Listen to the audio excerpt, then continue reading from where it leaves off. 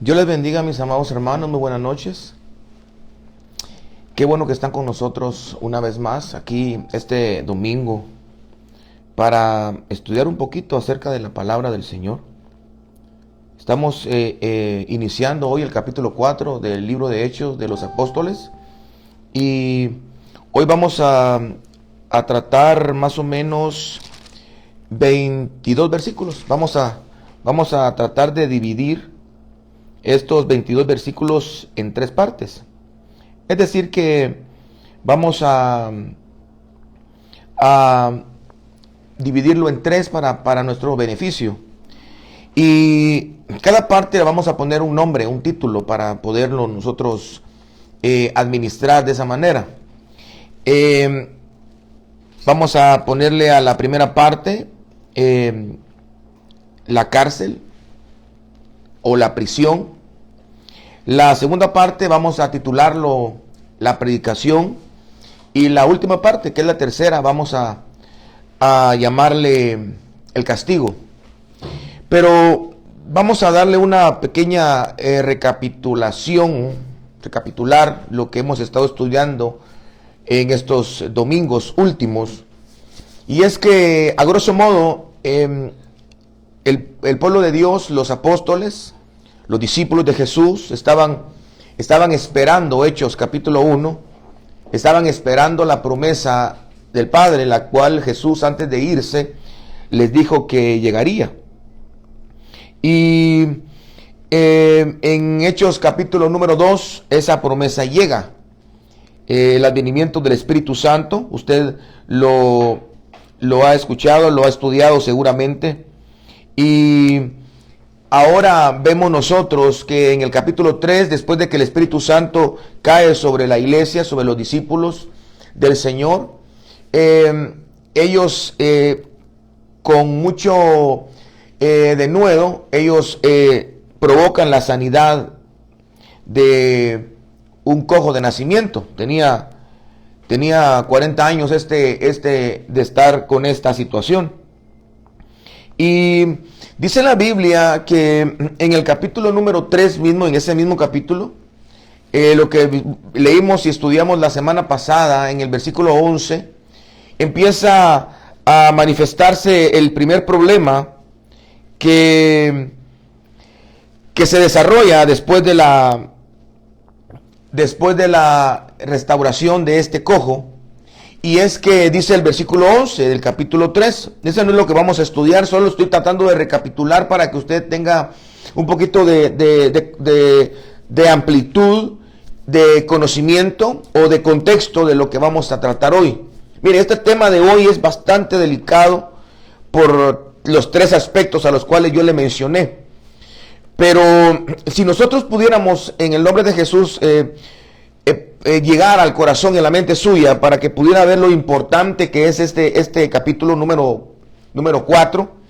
Dice la Biblia que cuando inmediatamente después de que este hombre fue sanado, inmediatamente que después de que este hombre fue sanado, surgió el primer problema, y es que dice en el versículo 11 del capítulo 3 que el hombre se aferró a los que le habían ministrado la sanidad. Y ese es el primer problema, que cuando este cojo recibió la sanidad de Pedro y de Juan, él se aferró a ellos, como dando a entender que no quería despegarse de esas personas que de alguna manera le dieron la sanidad.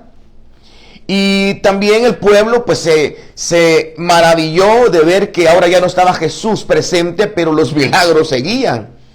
Y ahora lo estaban viendo a través de dos hombres, que ellos estaban ministrando sanidad y estaban ministrando lo que ya hacía Jesús anteriormente, y ahora sin él se estaba manifestando.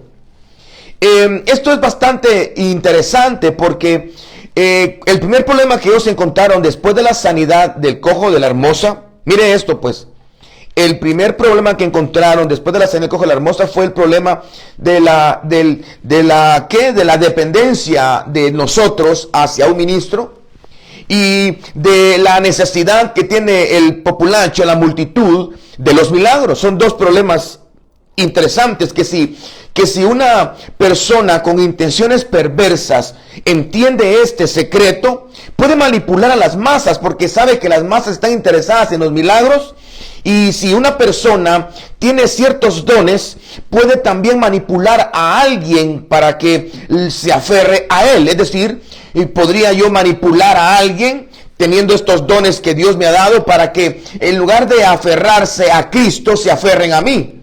Y también si yo tengo el conocimiento demoníaco de querer manipular a las masas, también lo puedo hacer. Esto es lo que trata el sermón en el pórtico de Salomón. Si usted lo puede leer, dice que y teniendo asidos a Pedro y a Juan, el cojo que había sido sanado, todo el pueblo atónito concurrió a ellos al pórtico que se llama de Salomón.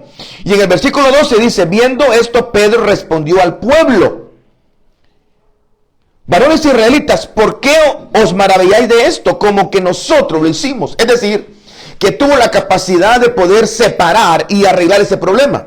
Al cojo de la hermosa le estaba diciendo, yo no te sané. El que te sanó fue Jesucristo. Por el sacrificio, por la sangre y porque Él es amor, Él te sanó a ti. Y número 2, a la gente que se agolpaba a recibir esa sanidad o a recibir este favor divino, Él también los corrigió y les dijo, bueno, a ustedes que vienen por la sanidad y que vienen por eso, les digo, arrepiéntanse. Eso dice el versículo 19. Así que arrepentíos y convertíos.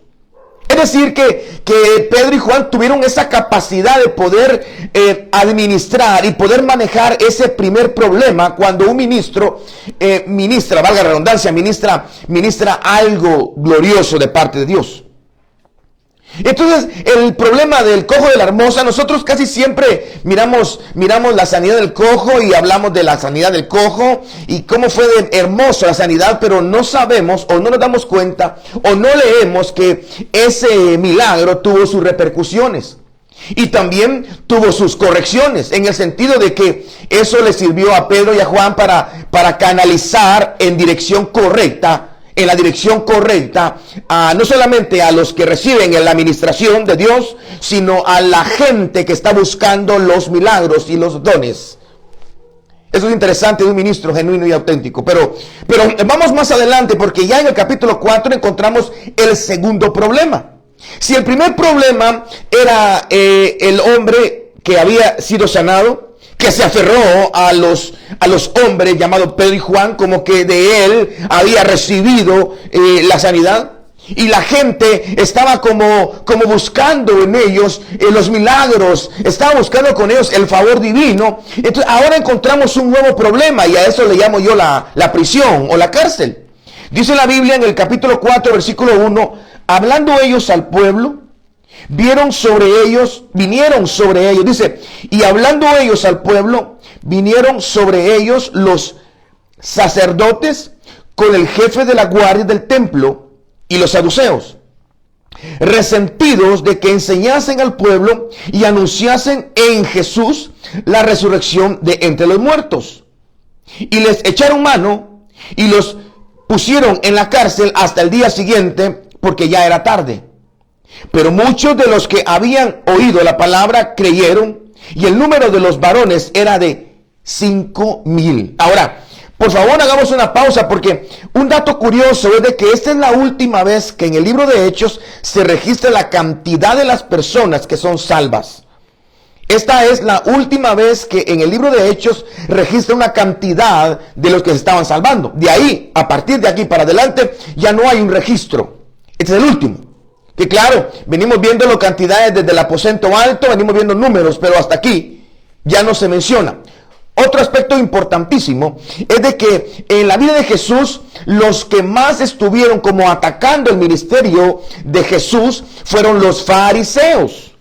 Los fariseos estaban atacando a Jesús en diferentes niveles. Pero aquí en el libro de Hechos de los Apóstoles, los fariseos toman un lugar secundario y se adelantan los saduceos. Los saduceos era otra línea de enseñanza, pero esta línea era más peligrosa porque esta línea era la que enseñaba que no existe la resurrección. Ahora, aquí yo quiero, por favor, hacer una pequeña pausa, porque dice la Biblia que los saduceos se acercaron a Jesús. Se acercaron a los discípulos, los saduceos, para poderles llevar prisioneros o presos. Pero lo que llama muchísimo la atención es que ellos no llegaron solos. Dice la Biblia que hablando ellos al pueblo, ¿quiénes? Pedro y Juan, hablándole al pueblo, andaban predicando. Vinieron sobre ellos. Miren qué interesante, porque el primer problema era un problema, ellos ministraban y la gente que recibió la administración, ya sea el cojo y la gente que se agolpaba. Es decir, ellos estaban sobre el que recibió la administración y sobre la gente que se agolpaba. Hubo un pequeño desvarío, hubo una pequeña y mala interpretación del cojo y de la gente, que ya lo hablamos. Pero ellos lo arreglaron. Ahora vemos en el capítulo 4 que vinieron sobre ellos. Es decir, que ya no estamos hablando de gente que estaba abajo de Pedro y Juan, sino estamos hablando de gente que estaba sobre ellos. De hecho, dice la Biblia, y vinieron sobre ellos los sacerdotes. Ahora, mire la palabra que dice aquí. Sobre ellos los sacerdotes y el jefe de la guardia del templo. Es decir, que llegaron los sacerdotes con el jefe de la policía, pues. Solo imagínense en qué odio o qué rencor o qué odio le tenían a ellos, porque de una vez llegaron dispuestos. Ya estaba dicho que los querían tomar prisioneros. Ahora, este es un punto muy importante, porque dentro del grupo de los líderes había un sector que no creía en la resurrección. Y cuando hablo de la resurrección, me estoy refiriendo a la oportunidad. Una persona que resucita es una persona que Dios le está dando una nueva oportunidad. Y no me refiero a una resurrección física únicamente, aunque a Lázaro, lo que no hizo antes de morir, la primera vez, valga la redundancia, o antes de irse al sepulcro, mejor dicho, antes, dice el sepulcro la primera vez, él lo pudo haber arreglado en la oportunidad que el Señor le estaba dando. Por eso la palabra egeiro es la que se usa cuando Lázaro sale del sepulcro, no la palabra que se usa para cuando Jesús dice, yo soy la resurrección y la vida.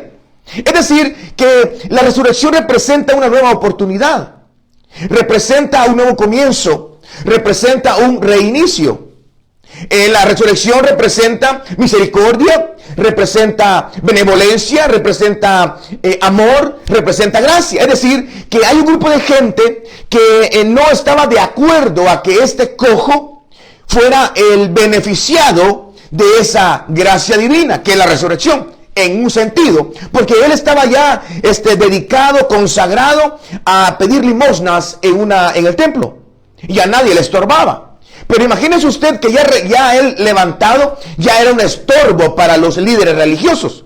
Ya era un tropiezo para sus creencias. Entonces lo que ellos acordaron es que no creían en la resurrección. Los saduceos, son las personas que no creen en que de pronto a ti te den una oportunidad, en que de pronto tú tengas una bendición, en que de pronto Dios te extienda la mano de misericordia, como por ejemplo a Esther, en el sentido de Esther, que Esther se haya casado con el rey, o que de pronto Ruth, la moabita de Moab, esté junta con Booz, o que tal vez a Sara le den el privilegio de ser madre a esa edad, o que tal vez a Moisés, después de ser de los más violentos, se transforme en un caudillo que él saca a Israel de Egipto. O puede ser que a Oseas, que después se le llamó a Josué, se le atribuya el privilegio de entrar con Israel al lugar llamado Canaán. Es decir que pareciera ser que hay un grupo siempre de líderes, hay un grupo de cabezas, hay un grupo de cobertura, hay un grupo de personas que están arriba de nosotros, que no van a dar crédito muchas veces a la operatividad de Dios, extendiendo misericordia, extendiendo fidelidad, extendiendo oportunidad. Y una de las cosas impresionantes es de que son llevados a prisión por una obra buena. Esto a nosotros nos debe dar la enseñanza que que no todo lo que nos lleva a mal o que es duro es contrario a Dios. Yo ya lo he, en otras ocasiones lo he dicho, pero todo por el mismo precio. Hay muchas personas que dicen, bueno, es de Dios. ¿Por qué es de Dios? Esto es de Dios porque no me costó mucho. Esto es de Dios porque mira, no tuve que hacer nada, se dio. Las cosas que son de Dios no cuestan, dice. Las cosas que son de Dios se dan sin tanta batalla y sin tanta cosa. Las cosas que no son de Dios es porque hay problema, es porque hay obstáculos, es porque hay negaciones, es porque hay sufrimiento. Entonces explíquenme por qué este hombre y estos hombres resultaron en la cárcel por hacer algo bueno, por levantar a un cojo de su condición de indigente, porque dice que a él lo llevaban al templo de la Hermosa continuamente todos los días. O sea, él hizo algo bueno, pero entonces no era de Dios hacer eso, pero tampoco fue de Dios Pablo, porque Pablo naufragó, lo apedrearon, le dieron latigazos, lo persiguieron, lo fue tirado al exilio. Entonces este hombre no era de Dios, porque le fue mal.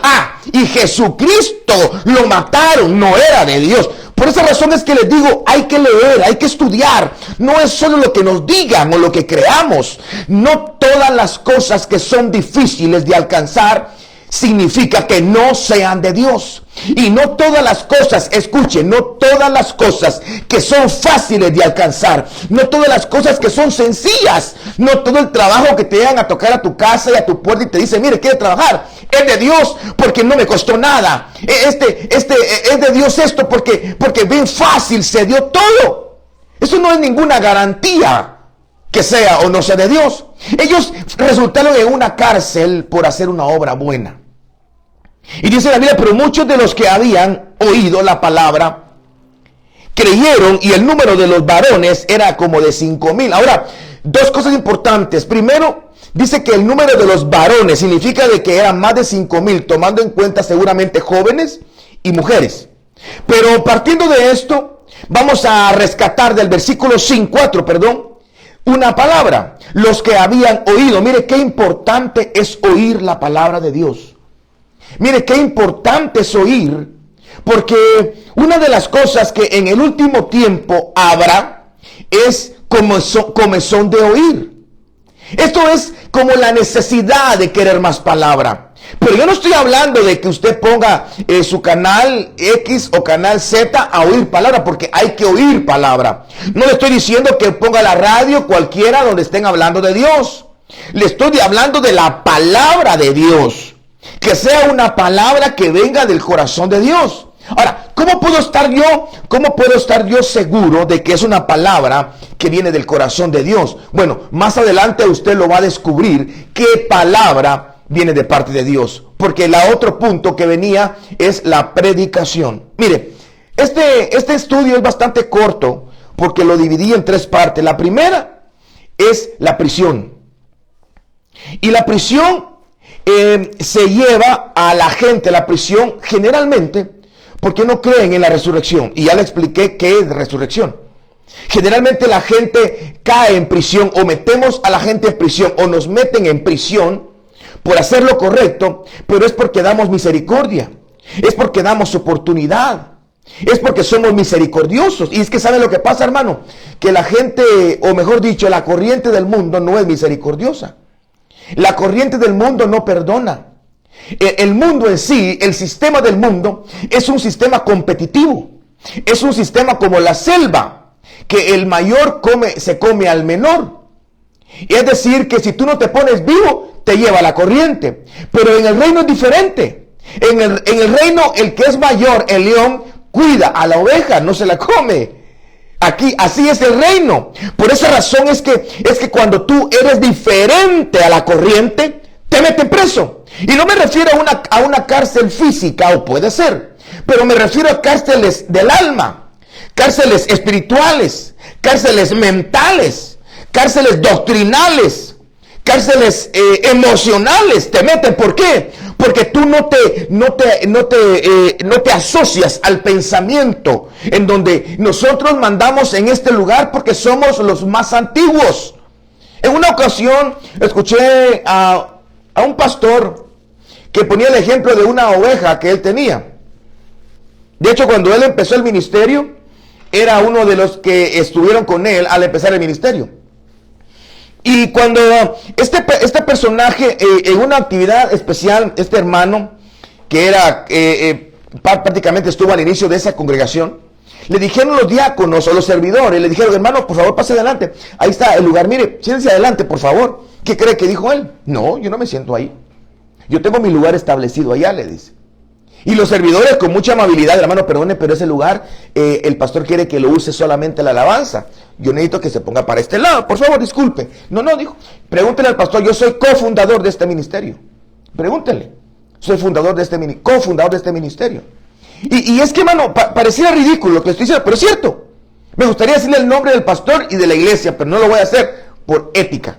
Pero existen personas que creen que la corriente del mundo debe de ser ministrada, manejada como un principio dentro de la iglesia. Y cuando la corriente es totalmente diferente, porque estos eran los saduceos, los que decían no hay misericordia, no, aquí el que es cabeza, y si no, lo metemos a la cárcel. Y los llevaron a la cárcel porque ellos no iban con la corriente.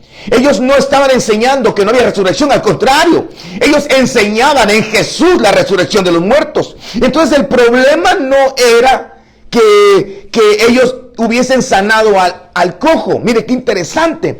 El problema no era que ellos hubiesen sanado al cojo. El problema era que lo habían sanado con una dirección totalmente diferente a la que ellos tenían. ¿Cómo es eso, hermano? Que en lugar de ponerse contentos, ¿verdad, hermano? La verdad, hubo un milagro. Hubo un Dios, el Dios de Abraham, de Isaac y de Jacob, el Dios que creemos, está levantando, está sanando. No, bravos porque no lo habían hecho ellos. Bravos porque no era la corriente que estaban acostumbrados. Él está enseñando que es resurrección y nosotros creemos que no es resurrección. Y le metieron a la cárcel. Número 1, la prisión. ¿Por qué te meten a la prisión? Tú mismo te metes a prisiones cuando no te vas con la corriente. Te voy a poner un ejemplo. Tú estás en la universidad, en un colegio, estás en tu cuadra y todo el mundo hace lo mismo que hace el mundo. Todas las personas, todos tus compañeros hacen esas cosas. Pero como tú no te sometes a eso, te aíslan. Te meten en una prisión. Todas las hermanas son iguales de chismosas. Todas las hermanas son iguales de quile parlanchinas. Pero como tú no te sometes a esa corriente, te aíslan y te meten a una prisión. Todos los hermanos les gusta el fútbol y su fútbol y esto para acá y que para allá. O a los hermanos su carácter y todo. Y los hermanos, pero como tú te gusta hablar de Dios, de la adoración, de los temas, te enamora y te embelezas con el estudio de la palabra. Te aíslan porque eres un bicho raro. Esto es la primera enseñanza del capítulo 4, que estos eran las personas que llevaban a las cárceles, a las prisiones, las personas que tenían una corriente diferente. Número 2, dice la Biblia, aconteció el día siguiente que se reunieron en Jerusalén los gobernantes y los ancianos y los escribas. Y el sumo sacerdote Anás y Caifás y Juan y Alejandro y todos los que eran de la familia de los sumos sacerdotes, y poniéndoles en medio les preguntaron: ¿con qué potestad o en qué nombre habéis hecho vosotros esto? Entonces Pedro, lleno del Espíritu Santo, les dijo: gobernantes del pueblo y ancianos de Israel, puesto que hoy se nos interroga acerca del beneficio hecho a un hombre enfermo, ¿de qué manera éste haya sido sanado? Sea notorio a todos vosotros y a todo el pueblo de Israel que en el nombre de Jesucristo de Nazaret, a quien vosotros crucificáis, este es tremendo, hermano, a quien vosotros crucificasteis y quien Dios resucitó de entre los muertos, por él este hombre está en vuestra presencia sano. Este Jesús es la piedra reprobada por vosotros los edificadores. Miren ustedes, eran edificadores, pero la mejor piedra la reprobaban, no la usaban. Por lo cual ha venido a ser cabeza del ángulo. Y es que en ningún otro hay salvación, porque no hay otro nombre bajo el cielo dado a los hombres en que podamos ser salvos. Entonces, viendo el denuedo de Pedro y de Juan y sabiendo que eran hombres sin letras y del vulgo, se maravillaban y les reconocían que habían estado con Jesús. Y viendo al hombre que había sido sanado y que estaba en pie con ellos, no podían decir nada en contra. La predicación. Primero, la prisión. Segundo, la predicación. Ok, aquí hay muchas cosas, hermano, que podríamos pasar hablando todo el mes. Pero voy a empezar con esta. ¿Quiénes eran los que se estaban reuniendo? Se estaban reuniendo primero el sacerdote Anás. Ahora, ¿quién era Anás? ¿Sabe quién era Anás? Anás era el representante de Aarón a los ojos de los judíos. Anás era el representante de Aarón. Venía de esa línea sacerdotal, que para ellos era el representante de ese hombre llamado Aarón, muchos años después, antes, perdón. Ahora, ¿y quién era Caifás? Caifás era el sumo sacerdote también, solo que Caifás era el que habían puesto los romanos. ¿Sigue usted? Solo imagínense cómo estaba el motor espiritual o religioso de ese momento. Había un sumo sacerdote puesto por los hebreos, según la tradición judía, y había un sumo sacerdote puesto por los romanos. Estos dos se acercaron y se juntaron y empezaron a investigar y a preguntar una sola cosa. ¿Y qué es lo que estaban investigando? Y le dijeron, ¿con qué potestad? ¿Con qué autoridad? Esto es bastante sencillo de entender. ¿Con qué autoridad lo está haciendo usted? ¿Con qué potestad usted lo está haciendo? Pero en donde se complica un poco es que dice, ¿con qué potestad o en qué nombre? Entonces aquí hay algo raro, porque están poniendo a la par el nombre de alguien con la autoridad. Es decir, que un nombre conlleva autoridad. ¿Sabe a qué me recuerdo esto? Me recuerdo a Marcos capítulo 5, cuando Jesús va a Gadara y se le acerca un endemoniado, un endemoniado llamado el Gadareno. Pero cuando Jesús lo mira, ¿sabe qué le dice Jesús al endemoniado? ¿Cuál es tu nombre? Le dice. Pero en el griego la palabra no es nombre. En el griego la palabra es onoma. ¿Cuál es tu onoma? Le dice. Jesús, búsquelo en el griego. ¿Cuál es tu onoma? Le dice. ¿Cuál es tu onoma? ¿Y sabe qué significa onoma? Significa carácter, autoridad, poder. Es decir, que cuando Jesús le habla al endemoniado, le está diciendo, ¿cuál es tu poder? ¿Cuál es tu carácter? ¿Cuál es tu autoridad? ¿Cuál es tu potestad? Y él le dice, mi carácter, mi potestad es legión, le dice, porque somos muchos. No le está preguntando, yo me llamo Juanito de los Palotes. No, ¿cuál es tu onoma? Le dice. Aquí lo mismo. Ellos sabían que un nombre llevaba autoridad y ellos están molestos porque el nombre al cual ellos estaban ministrando la liberación o la sanidad del cojo no era Caifás, no era Anás, no era nombre de ellos. Era un nombre llamado Jesús de Nazaret. Era un hombre que era un carpintero. Era un hombre que era alguien que había sido muerto, asesinado porque lo habían condenado por traición.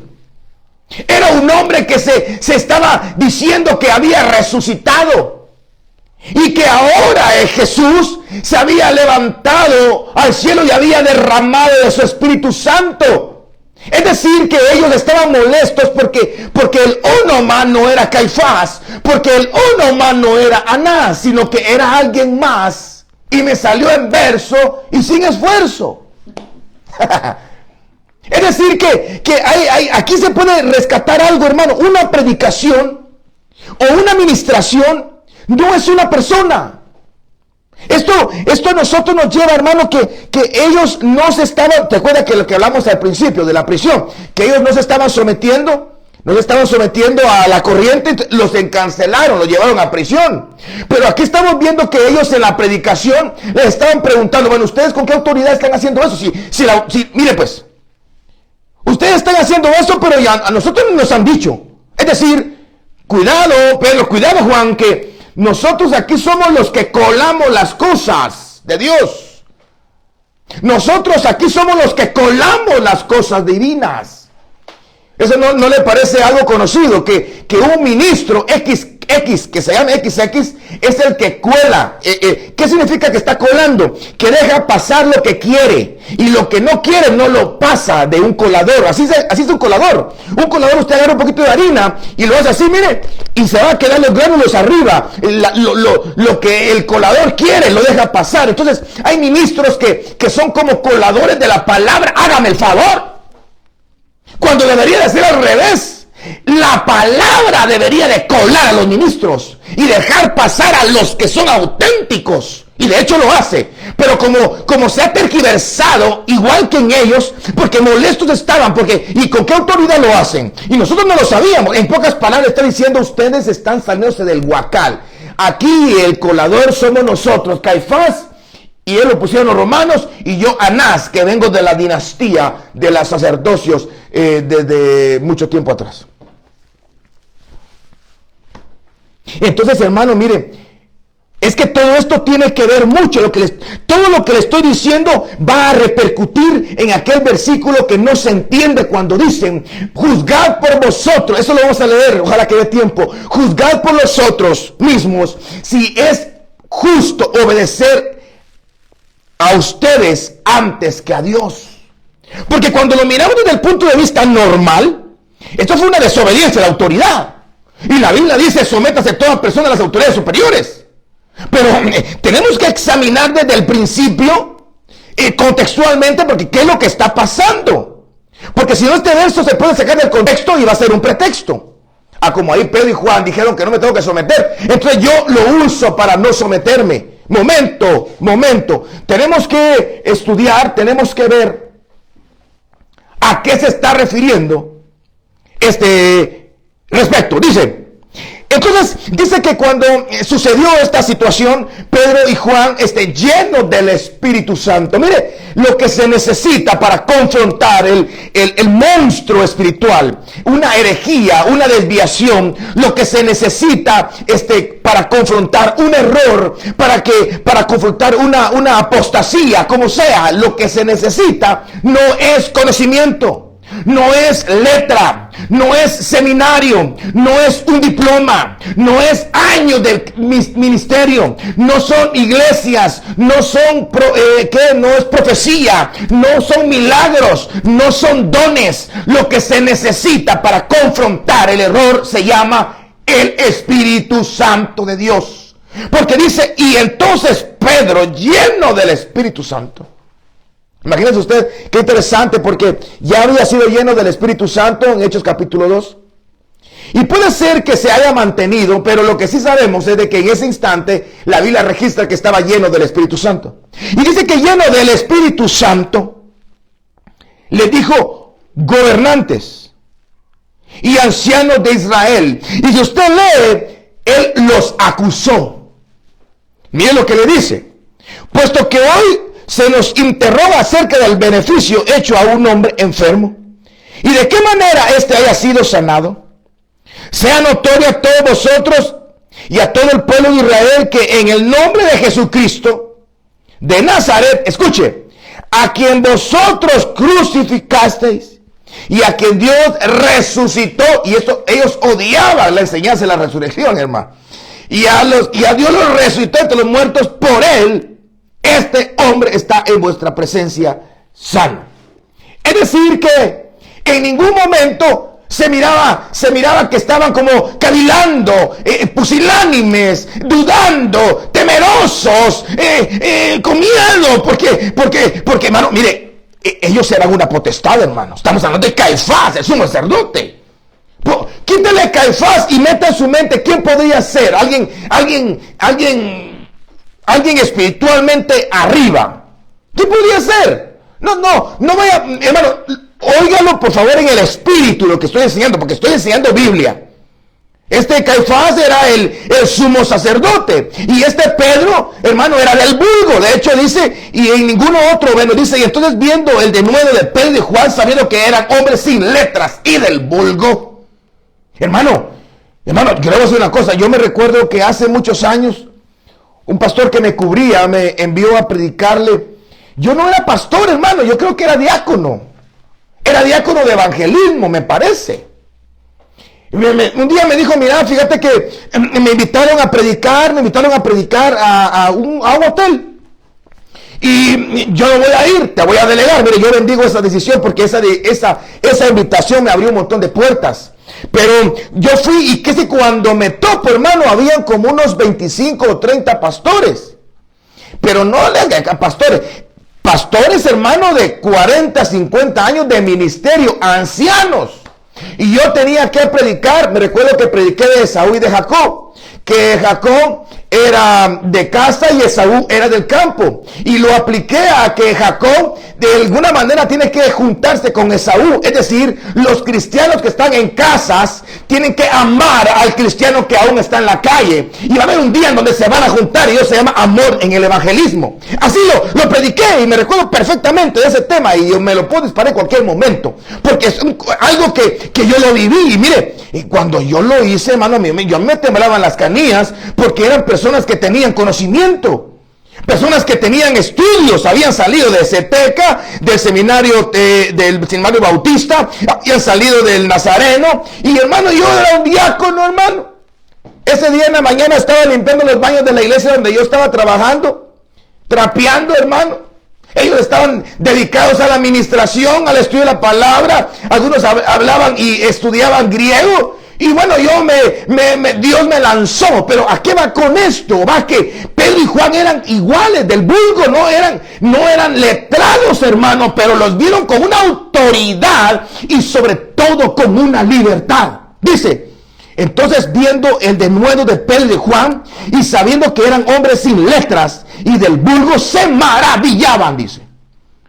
Y les conocían que habían estado con Jesús. ¿Por qué? ¿Por qué le conocían que habían estado con Jesús? Porque los que estaban con Jesús estamos seguros, aleluya.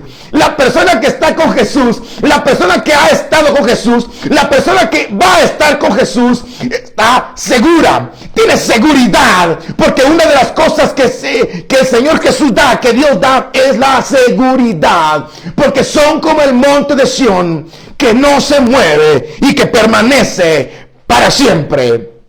Así dice la Biblia, los que confían en Jehová, son como el monte de Sión, que no se mueve y permanece para siempre.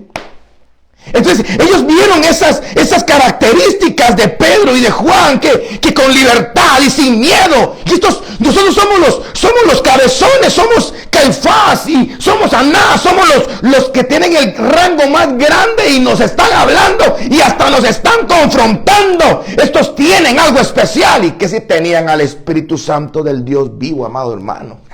Vaya si no tenían algo especial.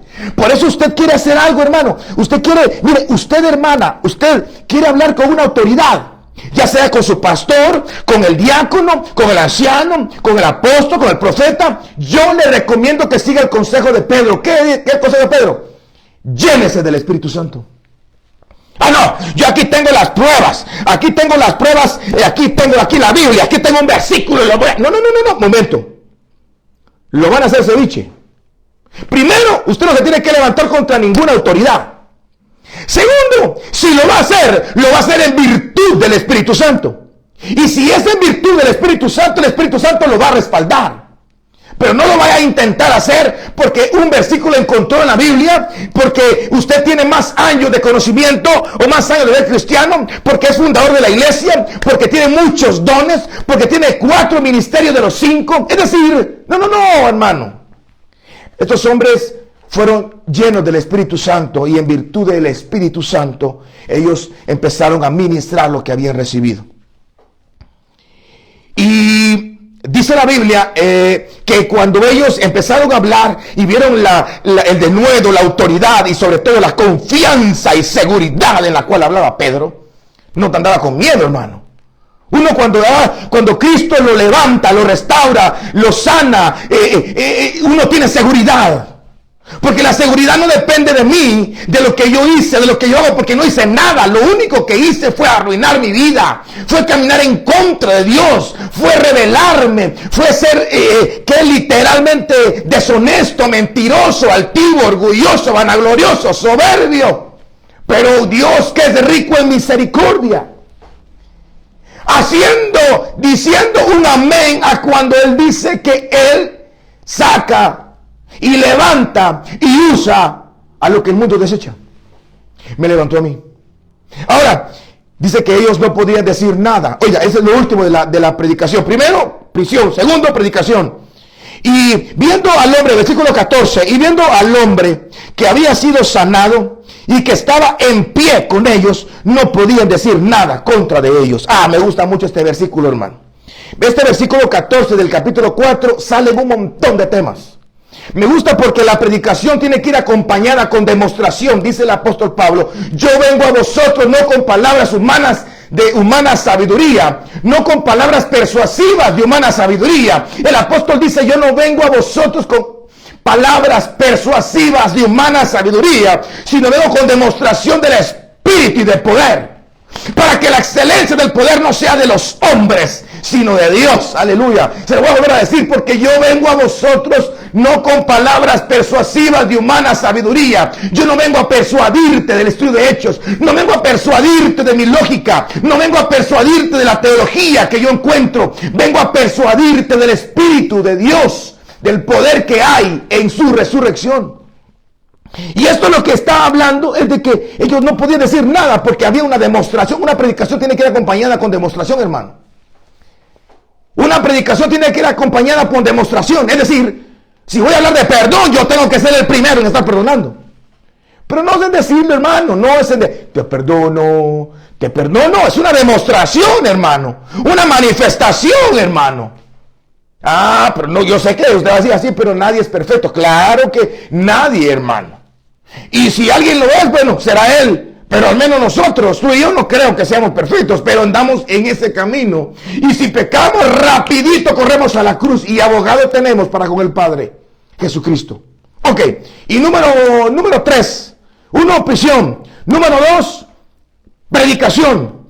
Y número 3, castigo. Dice: entonces les ordenaron que saliesen del concilio y conferenciaban entre sí, versículo 15 del capítulo 4. Verso 16, diciendo: ¿qué haremos con estos hombres? Porque de cierto señal manifiesta ha sido hecha por ellos, notoria a todos los que moraban en Jerusalén, y no lo podemos negar. Sin embargo, para que no se divulgue más entre el pueblo, amonestémosles para que no hablen de aquí en adelante a hombre alguno de ese nombre. Y llamándolos, les intimidaron, y que en ninguna manera hablasen ni enseñasen en el nombre de Jesús. Mas Pedro y Juan respondiendo, diciéndoles: juzgad si es justo delante de Dios obedecer a vosotros antes que a los hombres, porque no podemos dejar de hablar de lo que hemos visto y oído. Ellos entonces les amenazaron y les soltaron, y no hallando ningún modo de castigarles por causa del pueblo, porque todos glorificaban a Dios por lo que se había hecho, ya que el hombre en quien se había hecho este milagro de sanidad tenía más de 40 años. Ok. Número 3. Yo le llamo el castigo porque el castigo ellos lo tenían. ¿Cuál era el castigo? El castigo consistía, por favor, esta es la parte más importante. Mire, cierro mi Biblia. Esta es la parte más importante. El castigo no consistía en que no predicaran. El castigo no consistía en que ellos no sanaran. Ellos podían sanar. Ellos podían predicar. Ellos podían liberar demonios si querían. Ellos podían hacer milagros, los que quisieran. Ellos podían fluir en dones, podían profetizar, ellos podían ir a evangelizar, ellos podían hacer lo que quisieran. Lo único, el castigo era No metan a Jesús en esto. No metan a Jesús. Que se lleve la gloria el que está sanando. Que se lleve la gloria el ministro. Que se lleve la gloria la visión. Que se lleve la gloria la iglesia. Que se lleve la gloria la fundación. La ONG. Que se lleve la gloria el aceite. Que se lleve la gloria el vino. Que se lleve la gloria el paño que le ponen encima. Que se lleve la gloria la Biblia, el papel. Cualquier ungüento, pero que no se la lleve Jesús. Entonces, cuando nosotros oímos a una predicación en donde la gloria no se la está llevando Jesús, está haciendo el castigo que le hicieron o que le dijeron a ellos. Cuando en una predicación, en una situación, la gloria no es para Cristo. No es que se hable. No, bien menciona a Cristo. Es que no es mencionarlo. Porque mire, esta sanidad, ¿a quién le benefició? La sanidad del cojo, ¿a quién le benefició? ¿A Pedro y a Juan? Ahora Pedro andaba haciendo carteles con su gran cara así. O así, para que se vea más sexy. Pedro, compañía limitada. Ministerios Pedros. Pedro y Juan y Pedro. J y P y J. No le beneficiaba a ellos. Le beneficiaba a los primeros discípulos. Porque a los primeros discípulos se les llamaba los del aposento alto. Nosotros somos los nuevos. Ustedes son los viejos. Nosotros somos los viejos, ustedes son los nuevos. Nosotros los viejos hacemos milagros. Somos diferentes, no somos como Cornelio. Nosotros somos los más antiguos, los que tenemos la unción. Como dicen por ahí, ¿verdad? La iglesia más antigua es la... Porque de nosotros salieron los de... Ellos son la iglesia más antigua, la única que fundaron, dice. Están igual, peor que ellos. Es decir, que el castigo que les habían impuesto a ellos era precisamente ese. Hagan lo que quieran, pero no lo hagan en el nombre de Jesús. Es decir, no nombren ese nombre. Y no me estoy refiriendo a lo nombrarlo por sonido, sino que no le atribuyan a Él. No amarren a la gente a Él. No lo lleven a Él, porque Él ya murió. Él no está resucitado. Él no vive. Por eso no queremos que la gente se pegue a Él. Cuando nosotros pegamos a la gente, a nosotros, al ministerio, a un lugar, estamos diciendo Cristo no ha resucitado. Estamos nosotros tratando de agradar a Dios, haciendo precisamente lo que le habían dicho a estos dos hombres que hicieran.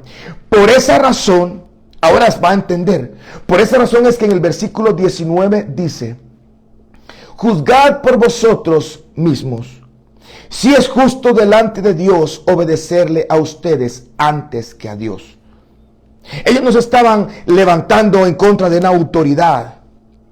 Ellos se estaban levantando en contra de lo que estaba en contra de la palabra, en contra de la teología, en contra del espíritu de la profecía, en contra del Cordero, en contra de la resurrección. Estaban levantados en contra de la vida, no en contra de un hombre, no en contra de una enseñanza. Estamos hablando de un motor, hermano, que desde capítulo 4, versículo 1 se estaba manifestando. Ya se lo enseñé. Si no, pues tengo que volver a ver este video. Cuando hablamos acerca de la prisión, hablamos de la predicación y hablamos ahorita del castigo.